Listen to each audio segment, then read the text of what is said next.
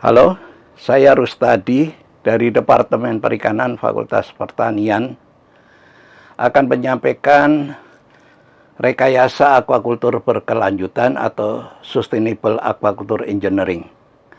Seperti diketahui bahwa di dalam aquaculture itu menghasilkan limbah yang berasal dari penggunaan pakan. Oleh karena itu perlu pengelolaan limbah aquaculture secara terpadu. Rekayasa pengelolaan limbah aquaculture secara terpadu itu dapat dilakukan dengan mina padi, aquaponik atau IMTA atau Integrated Multi-Tropic Aquaculture. Kita menginjak ke rekayasa sawah untuk mina padi. Budidaya mina padi adalah pemeliharaan bersama ikan dan padi di sawah. Sawah untuk budidaya terpadu dirancang agar kebutuhan atau kegiatan pemeliharaan ikan dan tanaman padi dapat berjalan dan saling menguntungkan. Oleh karena itu, pematang petakan sawah harus diperkuat dan ditinggikan. Dilengkapi dengan kolam ukuran 2 kali 10 meter, kedalaman setengah meter, dan kemalir atau parit lebarnya setengah sampai 0,7 meter, kedalaman juga setengah meter, yang berada di pinggir ataupun di tengah. Sawah dipasangi pipa air masuk dan pipa air keluar, yang terkoneksi dengan kemalir ataupun parit.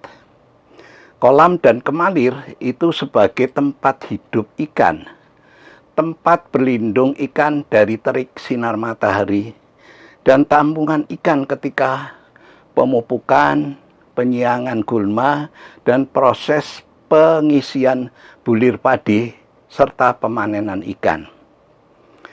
Lumpur dan sedimen bahan organik yang terkumpul dalam kemalir setelah pemeliharaan ikan dapat disebar sebagai pupuk organik bagi tanaman pada pelataran sawah. Selama pemeliharaan padi, kedalaman air pada pelataran dapat dipertahankan sekitar 15-20 cm sebagai tempat ikan mencari makan. Aktivitas ikan di pelataran ini menyebabkan aerasi dan pengadukan dasar tanah, serta kotoran ikan yang terbuang dapat menjadi pupuk bagi tanaman padi, seperti terilustrasi di samping. Selama penyiangan gulma, pemupukan, dan pengisian bulir padi, air di pelataran dapat dikurangi atau dapat dikeringkan, sedangkan ikan tetap berada di kemalir dan juga di kolam. Pengendalian hama dilakukan secara terpadu. Penggunaan pestisida dan insektisida menggunakan dosis yang tidak mematikan ikan. Pemanenan ikan dapat dilakukan terlebih dahulu atau bersamaan dengan panen padi.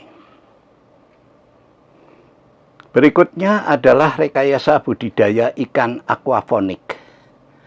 Budidaya ikan aquaponik adalah sistem pemeliharaan ikan dan tanaman sayuran secara bersama, baik tempat ataupun waktunya bersamaan. Wadah budidaya ikan berupa bak lingkaran, diameter 1,5, tinggi 1,5 meter, sehingga dapat volume 1,75 sampai 2 meter kubik. Dengan dasar wadah kerucut dilengkapi dengan keran buka tutup untuk membuang sedimen. Bak budidaya dilengkapi dengan aerasi MBG menggunakan 2 nozzle pada kedalaman 1 meter untuk mempercepat pembongkaran bahan organik, ditambah dengan probiotik untuk mengurangi bau. Aquaponik berupa talang-talang air bentuk U, disusun bertingkat, panjang 2 meter, tinggi 0,4 meter, sebagai wadah media penanaman sayuran berupa sayuran kangkung ataupun sawi hijau. Aliran air dari bak budidaya ikan yang mengandung unsur hara, N, P, K, dan lainnya masuk secara serial ke dalam aquaponik dari tingkat atas kemudian ke bawah, dan air terkumpul dalam tampungan. Kemudian diangkat dengan pompa celup ukuran kecil. Pengaliran air berulang kali pagi dan sore yang diatur secara otomatis, termasuk dalam otomasi pemberian pakannya. Berikutnya adalah Integrated Multi-Trophic Aquaculture atau IMTA. Sistem budidaya IMTA di laut ini terdiri atas budidaya ikan dengan KJA bentuk lingkaran atau persegi secara intensif budidayanya dengan pakan buatan. Itu bisa pemberian pakan itu 5 menurun menjadi 3% biomasa, dilakukan secara otomatis atau dengan frekuensi 3-5 kali per hari.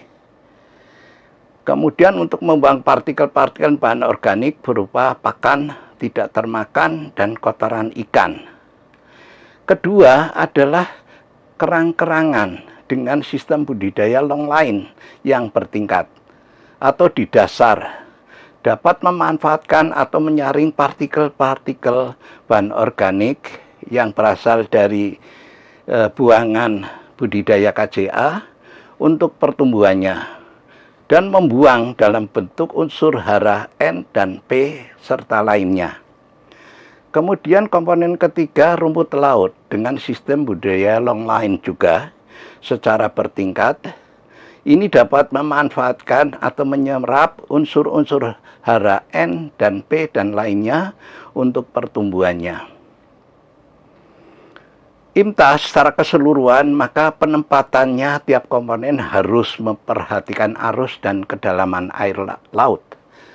Arus air sekitar 10-60 meter per detik. Kedalaman air sekitar 20 meter sehingga sinar matahari masih masuk.